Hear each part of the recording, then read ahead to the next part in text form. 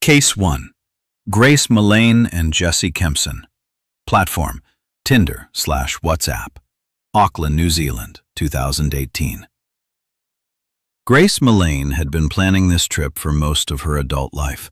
She was 21 years old, freshly graduated from the University of Lincoln in England with a degree in advertising and marketing, and she had mapped out a year-long backpacking adventure through South America, Southeast Asia, and New Zealand. She was the kind of young woman who made people feel at ease the moment she walked into a room. Funny, warm, effortlessly kind. Her family described her as someone who gave everything she had to the people she loved without ever asking for anything in return. By November 2018, Grace had been traveling for just over a month. She was safe, she was thriving, she was exactly where she had always wanted to be. And like millions of young travelers in an unfamiliar city, she opened Tinder. She matched with a man named Jesse Kempson. He was 27 years old, presented himself as well-traveled and educated, and came across as exactly the kind of person you'd feel comfortable meeting for drinks. Their conversation moved quickly from Tinder to WhatsApp, which is the transition killers rely on. Once you leave the platform, there is no safety mechanism. No record held by the app. Just two people in a private thread, and one of them has already decided how this ends. They arranged to meet on December 1st, 2018, the night before Grace's 22nd birthday. They had drinks, they had dinner. They went back to Kempson's apartment in central Auckland, and somewhere in those hours, Jesse Kempson strangled Grace Mullane to death. What happened next is the detail that makes this case impossible to forget. While Grace was dying, while her body was still on the floor of his apartment, Kempson picked up his phone and searched what to do when someone dies in your house and how to dispose of a body. He did not panic. He did not call for help. He sat there methodically researching how to make a 21-year-old woman disappear while the life was still leaving her. He left her body in his apartment overnight. The next morning, Grace's birthday, he ordered a large suitcase online. He had it delivered to his address. He put Grace inside it. He drove to the Waitakere Ranges, a forested area west of the city, and buried her in a shallow grave 3 feet deep, surrounded by native bush. Then he went back to Tinder. In the 48 hours following Grace's murder, Kempson went on dates with other women. He brought at least one of them back to the same apartment where Grace's body had only recently been removed. He smiled. He was charming. He showed nothing. Grace's family reported her missing after she stopped responding to messages. Her father, David, flew from England to New Zealand without knowing whether his daughter was alive or dead. He walked the streets of Auckland himself, handing out flyers. CCTV footage eventually placed Grace and Kempson together on the night she disappeared. He was brought in for questioning. His composure during interview unsettled detectives. He was almost clinical in the way he described the evening, initially claiming she had left his apartment in good health. When police searched his apartment and found traces of blood that had been cleaned, but not well enough, his story collapsed. Under pressure, Kempson claimed Grace had died during consensual, rough sex, a defense so callous that it reduced her family to tears in the courtroom. The jury rejected it completely. After less than 2 days of deliberation, they returned a unanimous verdict: guilty of murder. At sentencing, Grace's father, David, delivered a victim impact statement that silenced the entire courtroom. He said, "On what should have been a day of celebration for our beloved Grace, you were disposing of her body. I can barely comprehend the depravity of your actions." Jesse Kempson was sentenced to life in prison with a minimum non-parole period of 17 years. Grace Mullane opened Tinder in an unfamiliar city the way millions of people do every single day. She matched with someone who appeared normal. She moved to WhatsApp because that is what you do when a conversation goes well. She agreed to meet someone for a drink because she was young and hopeful, and the world had not yet given her a reason not to trust it. She was 21 years old. It was the night before her birthday, and no one in the world knew where she was except the man who had already decided she would not leave. Case 2. Brian Kohberger and the Idaho 4. Platform, Instagram, Moscow, Idaho, USA. On the morning of November 13, 2022, 4 University of Idaho students were found stabbed to death inside their rental home on King Road in Moscow, Idaho. Ethan Chapin, Xana Kernodle, Madison Mogan, Kaylee Gonsalves. Between them, they were 20 and 21 years old. They had gone to sleep in their beds the night before, the way college students do after a Saturday out with friends, and none of them ever woke up. 2 other roommates were in the house that night. They were not harmed. They did not hear anything. And that silence, the fact that someone moved through that house with enough efficiency and control that no one raised an alarm, became the detail that made investigators understand that they were looking for someone who had planned this, not someone who had snapped.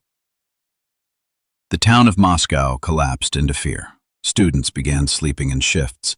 Parents pulled their children from campus. For 6 weeks, the killer had no name. Brian Kohberger was 28 years old. He was a PhD student in criminal justice at Washington State University, a campus just 8 miles from the victim's home. He was studying how crimes are committed and how criminals are caught.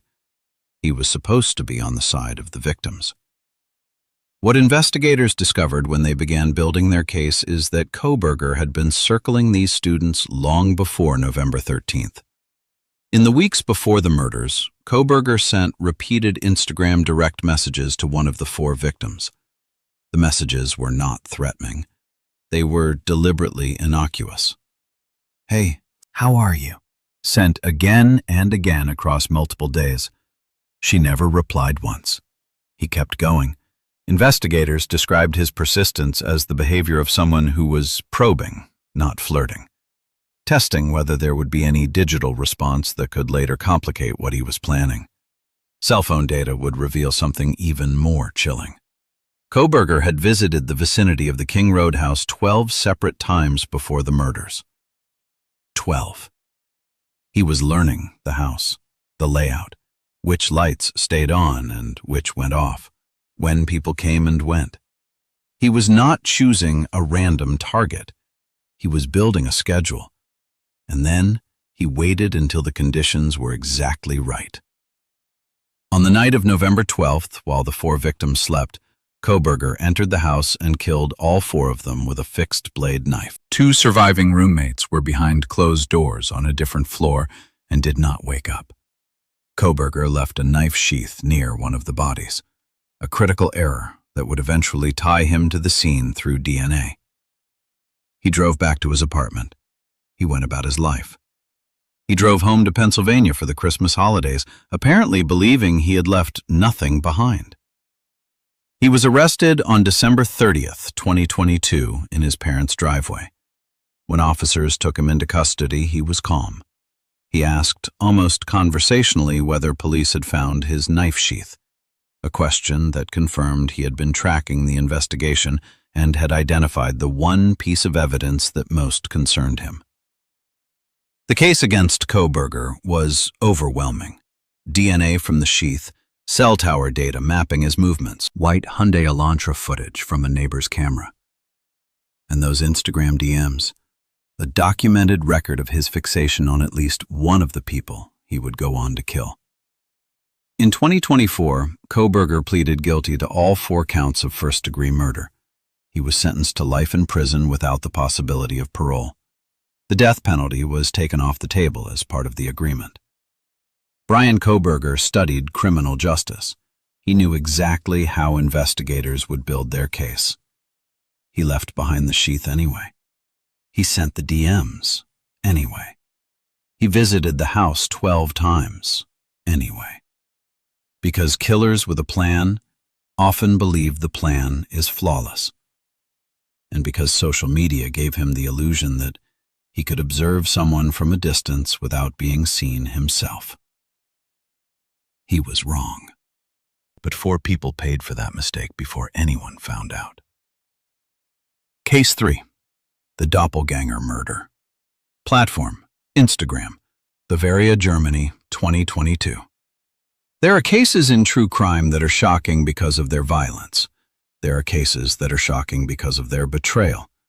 And then there are cases that are shocking in a completely different way, because they reveal a darkness in human psychology so specific and so strange that no one had ever documented it before.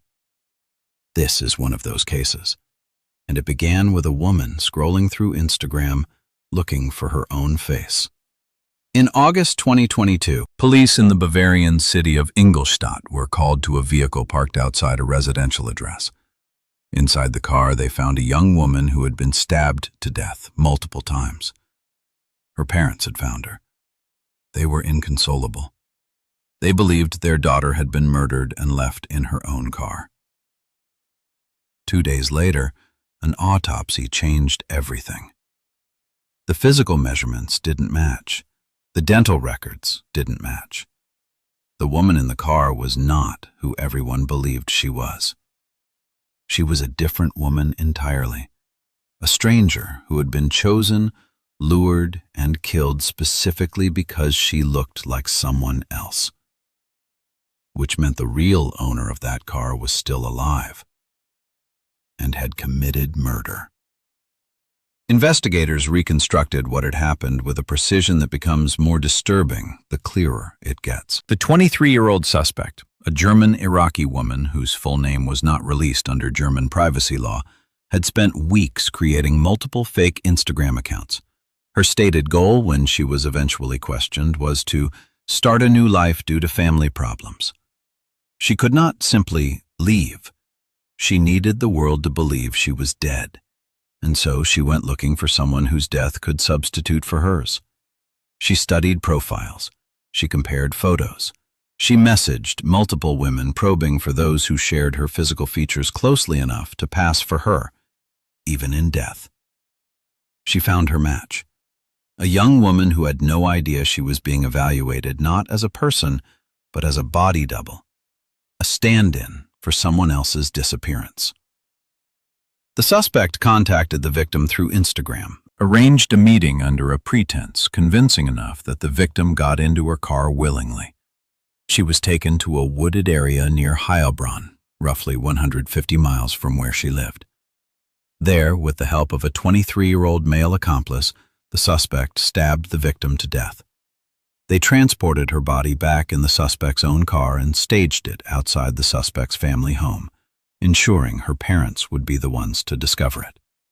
The plan was for the parents to believe they had lost their daughter, to grieve her, to bury her, while she rebuilt herself somewhere else under a new identity. Professor Fiona Brookman, a criminologist at the University of South Wales, was briefed on the case during the investigation. Her response was immediate. Committing a murder in order to fake one's own death? I have never come across a homicide of this kind before. She noted that female-on-female homicide is already extraordinarily rare, accounting for less than 10% of all female perpetrated murders. A woman killing another woman specifically to steal her identity in death was, as far as criminological records showed, unprecedented. Both suspects were arrested within days. Neither had traveled far. The autopsy had unraveled everything too quickly. In court, the prosecution described what the victim had experienced, being picked up by someone she had met online, someone who had been friendly and warm in their messages, someone she had no reason to distrust. She had been taken from her home, driven across the countryside, and killed in a forest because someone else decided her face was useful. She had a name, a family, plans, a life that existed entirely apart from the woman who decided to end it for the most coldly practical reason imaginable. This case will stay in the files of criminal psychologists for decades, not because of what was done, but because of what it reveals about what a person is capable of doing when they decide that their own escape is worth more than someone else's existence. Case 4. Carson Sistrunk and Sierra Insko. Platform, Snapchat, Mississippi, USA, 2022. There is a particular kind of cruelty in this case that is hard to sit with. Not just the murder itself, but the weeks before it.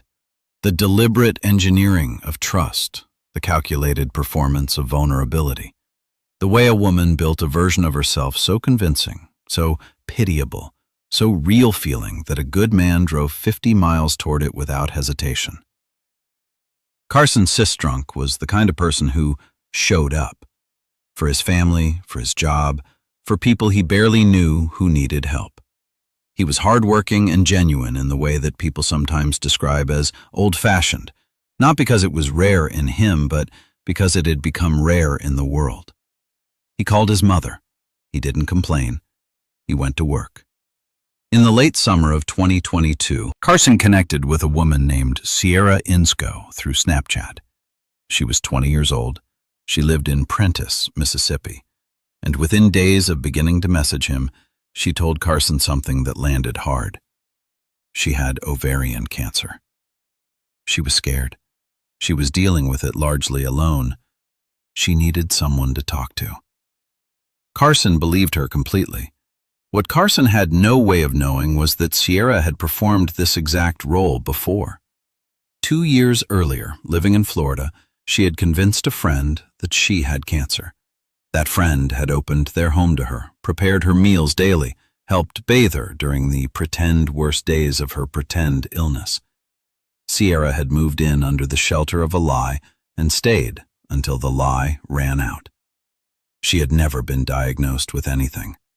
She was not sick. She was strategic. On Labor Day weekend, September 2022, Sierra arranged for Carson to come meet her. She gave him an address. He told his mother where he was going. His mother later said she had a bad feeling the moment she heard the plan. A woman he had met on Snapchat, 50 miles away, Labor Day weekend. Something didn't sit right. She told him to be careful. Carson climbed into his Ford Raptor truck and drove toward someone he believed needed him. He never came back. When he failed to show up for work that Tuesday, his colleagues were the first to flag something was wrong. His mother filed a missing person report. Investigators began tracing his final movements through financial records, phone data, and surveillance. Days after Labor Day, human remains were found abandoned at an oil field in the area. They were Carson's. Sierra Insko was identified, located, and arrested. She initially contested the charges. The trial was scheduled. Her defense positioned the case as more complicated than it appeared. Then, in July 2024, 2 years after the murder, Sierra walked into court at 22 years old and said 3 sentences that ended the legal proceedings entirely. I did it. I'm sorry. I killed him. She was sentenced to a minimum of 35 years in prison. She will not be eligible for release until 2059, when she will be in her late 50s. Carson will never be anything other than what he was the morning he drove away. A young man who believed someone was sick and decided to show up for them. The prosecutor, speaking to the court after sentencing, said, "The lesson to take away from this case is to be very wary about who you place your trust in, especially in the world we live in today, where we can instantly connect with people hundreds of miles away." That lesson comes too late for Carson. Too late for his mother, who had the bad feeling and watched him drive away anyway because she trusted her son's judgment. Too late for everyone who loved him. Snapchat is built around disappearing messages, content that deletes itself after viewing. Sierra Insko understood that better than most. She had spent years building a personality designed to disappear the moment it was no longer useful. The only thing that didn't disappear was Carson's truck, sitting at a location he should never have been, and a young man who trusted someone he met online with the one thing she was planning to take from him. Case 5. Ali Abulaban and the TikTok spy murders. Platform, TikTok. San Diego, California, USA, 2021. Ali Abulaban needed people to watch him. That was the center of everything: the fame, the content, the relationship, and eventually, the violence. He was not someone who could exist without an audience, and TikTok gave him one. Lip-sync videos, comedy skits, the kind of content that grows a following without demanding real depth. Thousands of followers, regular engagement, the validation of strangers telling you every day that you matter. His wife, Anna, was also building a presence online. Beauty content, lifestyle, the genuine warmth that audiences recognize immediately as real rather than performed. And her following was growing, faster than his. That detail lodged somewhere in Ali Abulaban and never came out clean. What followed was months of documented abuse, physical, emotional, and eventually digital. Ali live-streamed their arguments, turning private confrontations into content. He accused Anna of infidelity on camera, before audiences, framing jealousy as entertainment. He used cocaine on livestream. He sent voice messages to Anna accusing her of things she hadn't done, archiving his own paranoia in audio files she would later hand to investigators. When Anna finally left him in 2021, she made the correct decision. She kept the apartment. She changed what she could. She was starting over. But Ali could not accept an audience of zero, especially not Anna's audience of zero.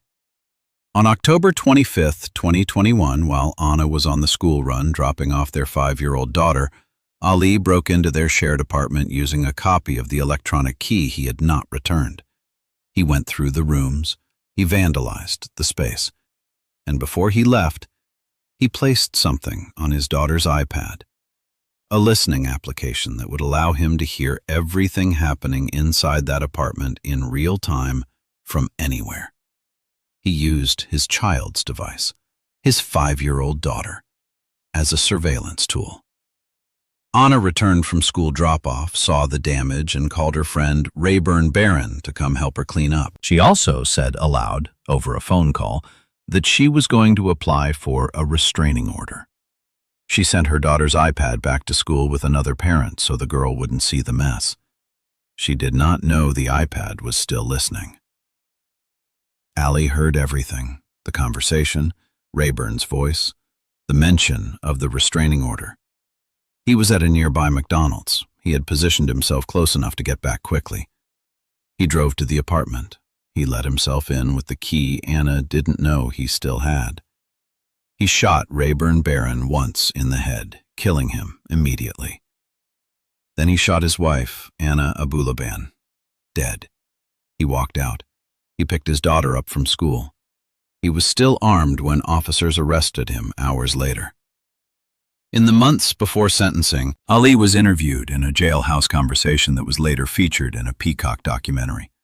He said that TikTok fame had made him snap, that the attention, the algorithm, the constant comparison had made him violent and aggressive. He seemed to genuinely believe this was an explanation rather than an excuse. He was convicted of 2 counts of first-degree murder and sentenced to life in prison without the possibility of parole. His daughter is growing up without her mother, who was murdered, and without her father, who murdered her. She was 5 years old. Her iPad was the weapon her father chose first. This case is not simply a story about a jealous husband. It is a story about what happens when a platform built around performance, reach, and constant self-comparison gets its hooks into a person who already cannot regulate their own sense of worth. TikTok didn't create Ali Abulaban's rage, but it gave that rage a megaphone, an audience, and a digital infrastructure he weaponized against the woman who finally decided she was done being watched. Anna Abulaban wanted a quiet life after a loud, frightening marriage. She deserved that. Instead, her husband bugged her daughter's iPad and listened to her make plans to finally be free. She never got the chance to file that restraining order. Case 6.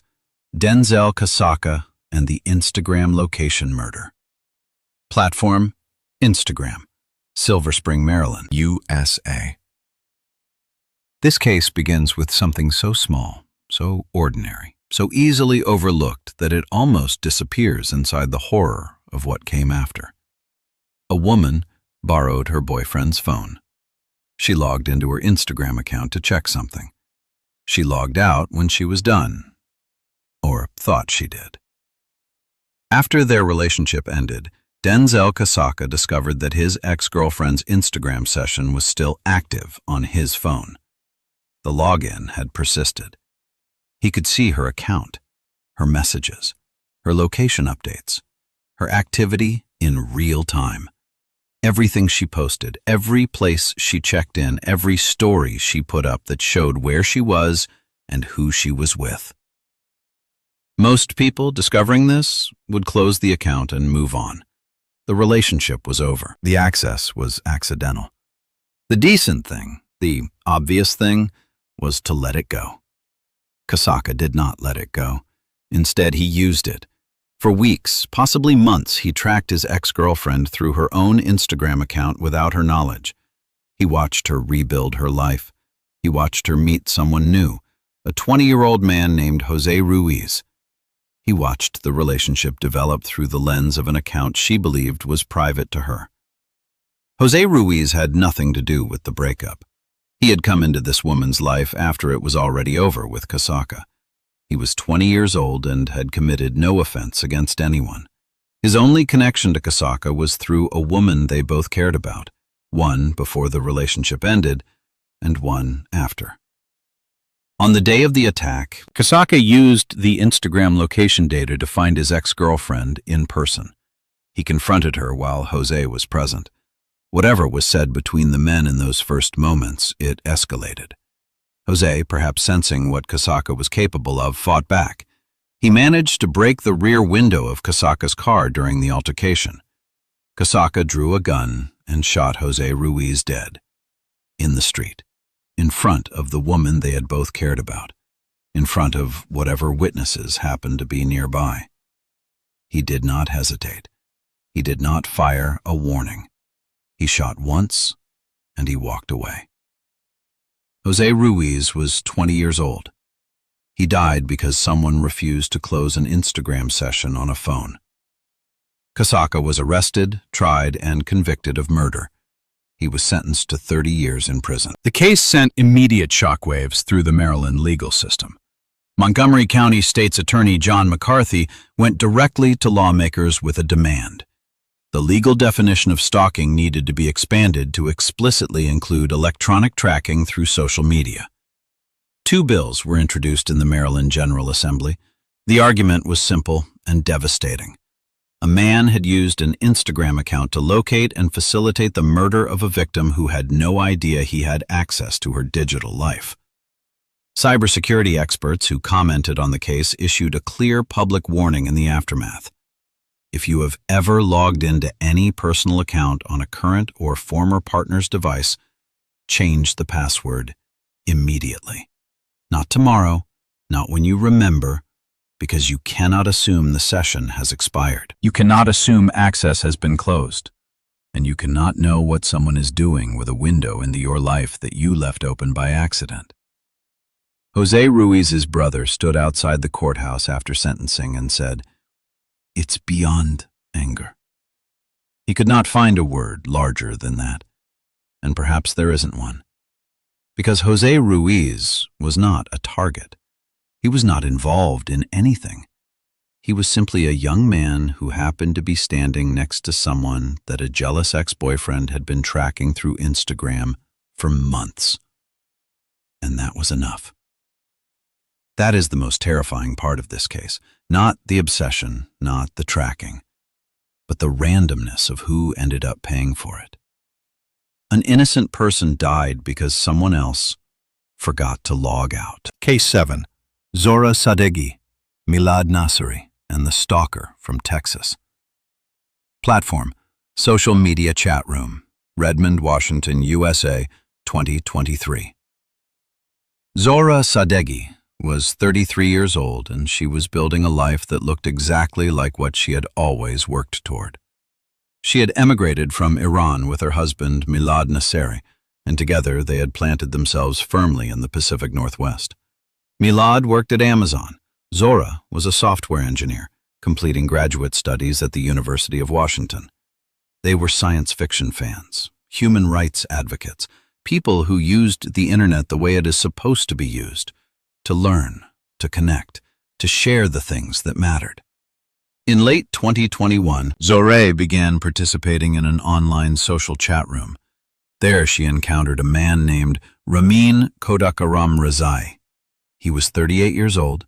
He drove long-haul trucks across the country and was based in Texas. Their initial conversations were unremarkable, the ordinary back and forth of two people finding common ground in a shared online space. In the summer of 2022, they met once in person, a single, seemingly normal encounter. Then the calls started. By autumn 2022, Kodakaram Rezai's behavior had shifted from friendly to relentless. He called constantly. When calls went unanswered, he escalated. The messages turned threatening. He told Zora he would not stop until he killed himself or died. He showed up at her home in Redmond, Washington, uninvited, standing on her doorstep with flowers, as though the gesture could erase everything he had said on the phone. Zora was terrified, and she did everything correctly, which is the part of this story that is hardest to sit with. In December 2022, she contacted the Redmond Police Department and reported the harassment. She contacted them again in January 2023 when the behavior worsened. On March 2, 2023, the Redmond police filed a formal complaint against Kodakaram Rezai for stalking and telephone harassment. On March 3rd, the very next day, Zora and Milad went to court and obtained a protection order. Police began trying to serve it. For 7 days, they could not find him. He had gotten into his truck and moved. He was not answering. He was not at any known address. He was somewhere between Texas and Washington, and no one could pin down exactly where. On March 11, 2023, Ramin Kodakaram Rezai broke through the front door of Zora and Milad's home in Redmond. He shot Zora. He shot Milad. Then he turned the weapon on himself. All three died. Redmond Police Chief Darrell Lowe stood before media cameras the following afternoon and said, without any attempt to soften it, "This is the absolute worst outcome for a stalking case. This is every victim, every detective, every police chief's worst nightmare." Zora Sadeghi had reported her stalker to the police twice. She had a formal complaint filed against him. She had a protection order signed by a judge. She had done everything the system asks victims to do. Every step, every call, every form. And the system was 7 days too slow. Kodakaram Rezai drove nearly 2,000 miles from Texas to Washington. He broke into their home in the middle of the night. He had been planning this while officers were still trying to serve him a court order that would have legally required him to stay away. Stalking cases involving online contact have increased dramatically in the years since social media became the primary way people build and maintain relationships.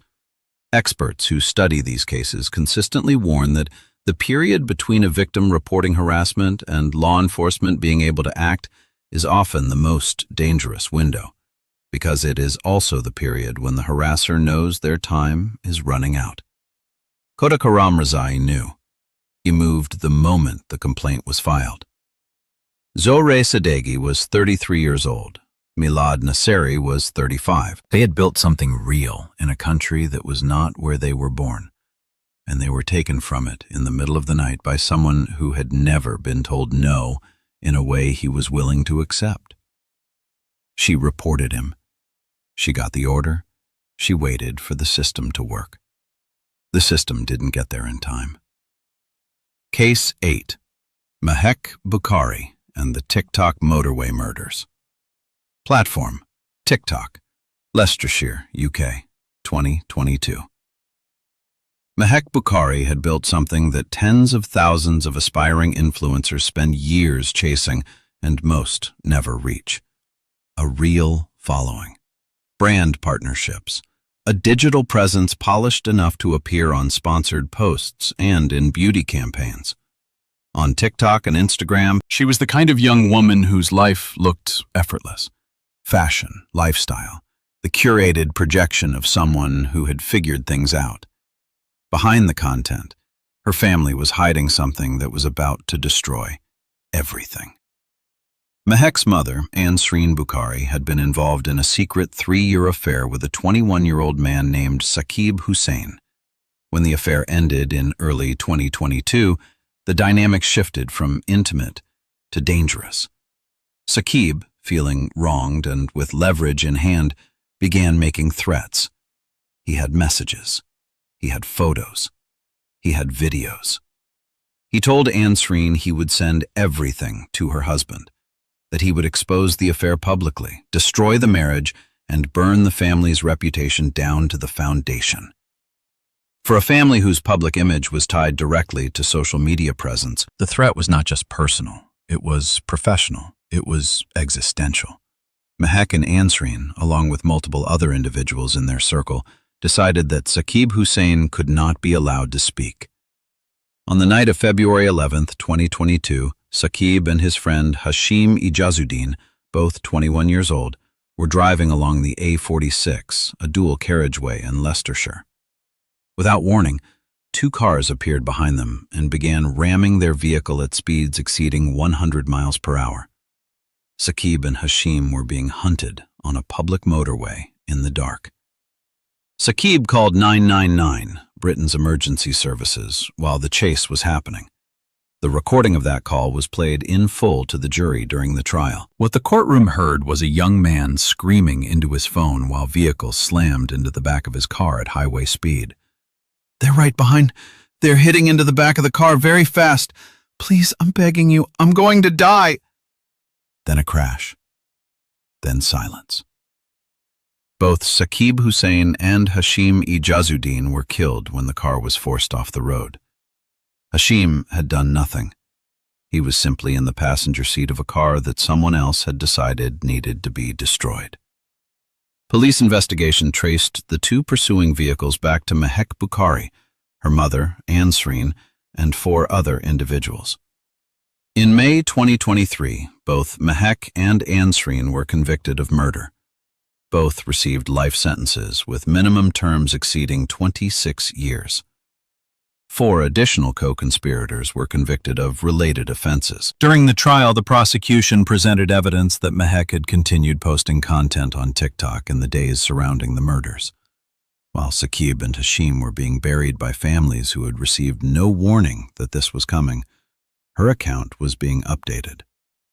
The algorithm kept recommending her videos to new followers who had no idea who they were watching. The contrast became central to how the UK media covered the case, not just the murders, but the specific grotesquerie of a social media personality continuing to perform normalcy while 2 young men were dead because of decisions made inside her family. Saqib Hussain's 999 call lasted approximately 4 minutes. In those 4 minutes, he understood clearly what was happening to him, and he tried everything a person can try when they are being hunted with no warning and no way to escape. He called for help. He begged. He told the operator how fast the cars were coming. He was 21 years old.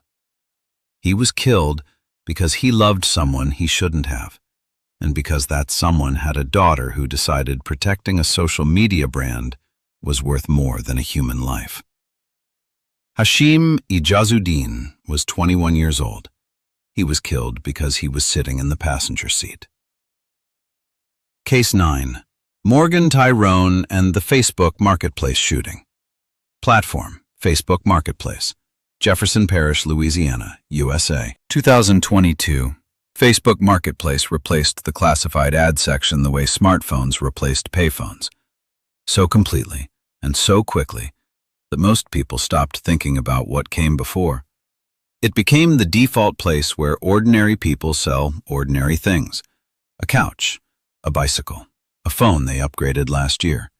The interface is connected to real profiles, real names, real community networks. It feels like trading with a neighbor. That familiarity is its entire selling point. It is also why killers choose it.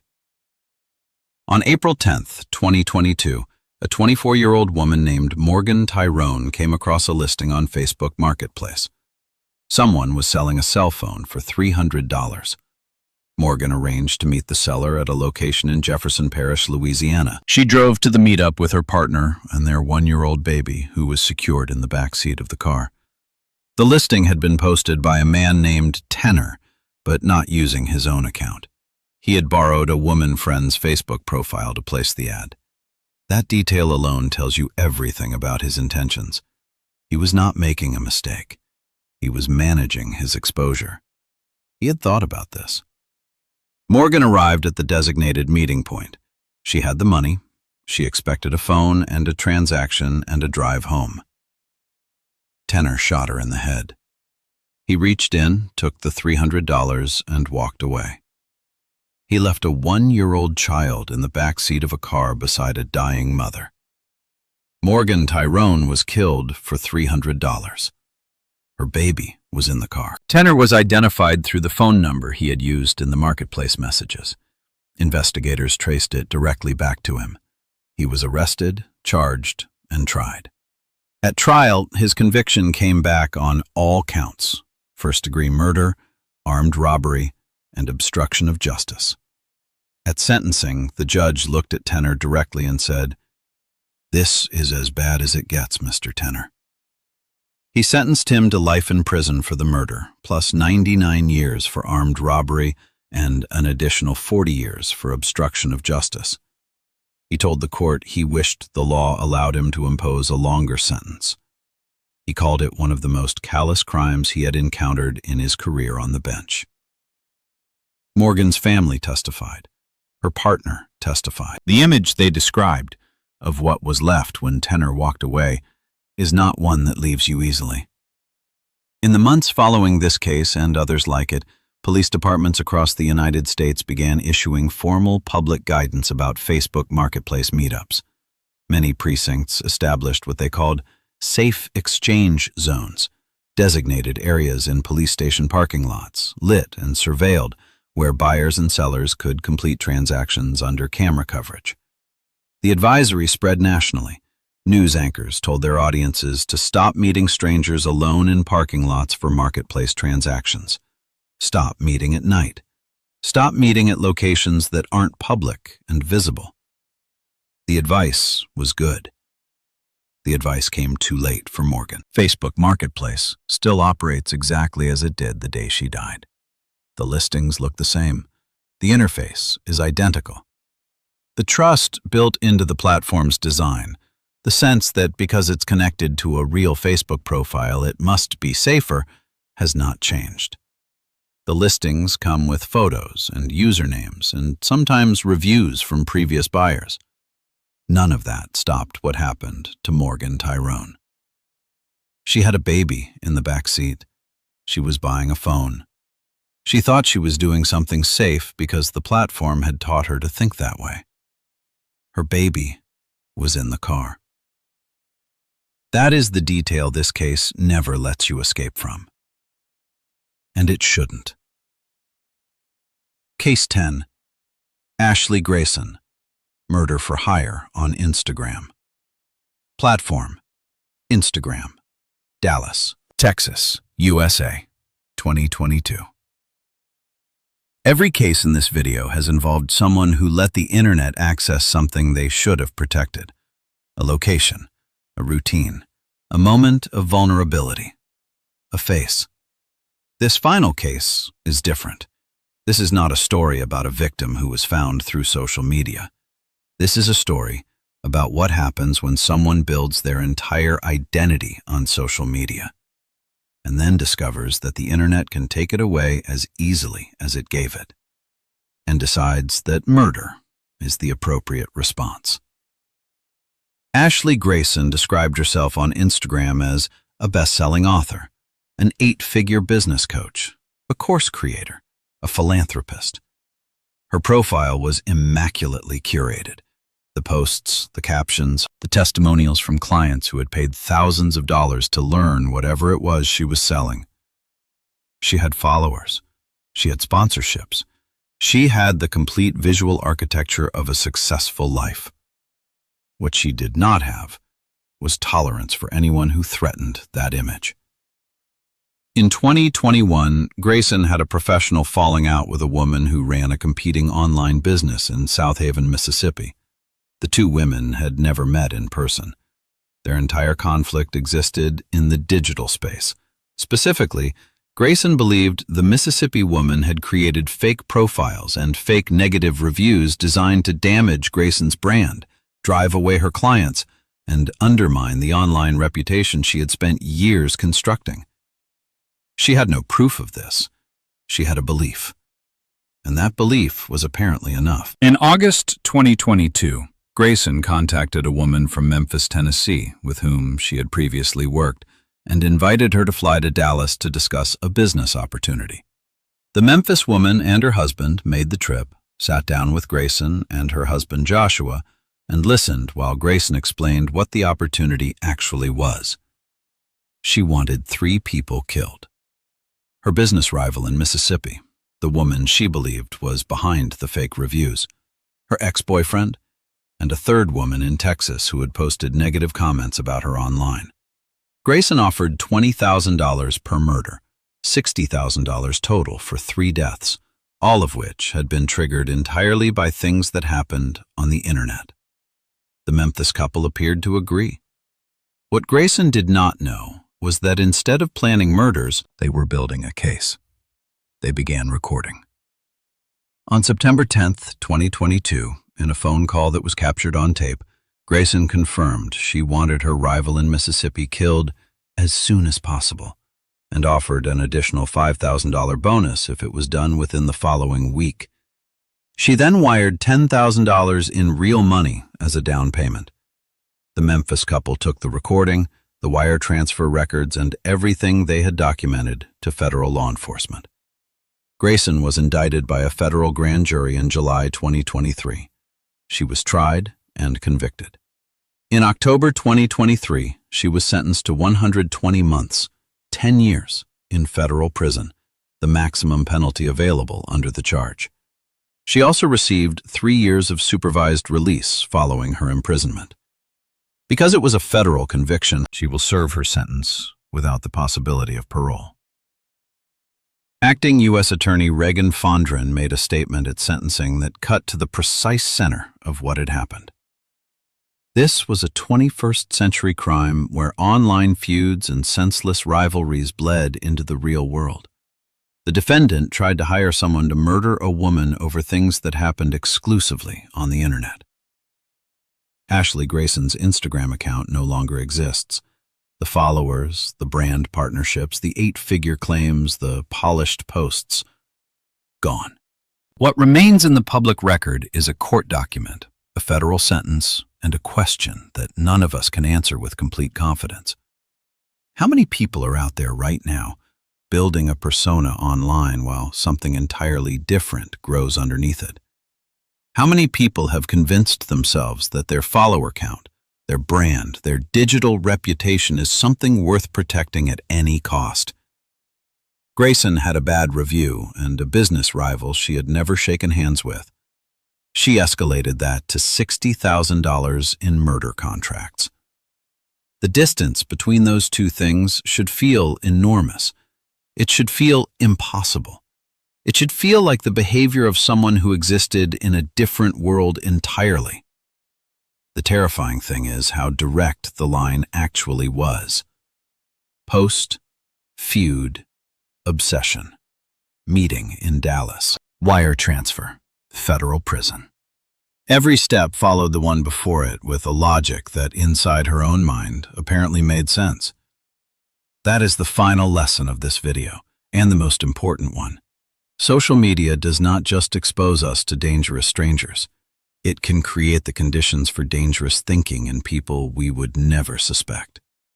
People with followers. People with verified accounts. People who look from the outside exactly like everything they claim to be. Look closely at the profile. Look closer still. You cannot always tell the difference.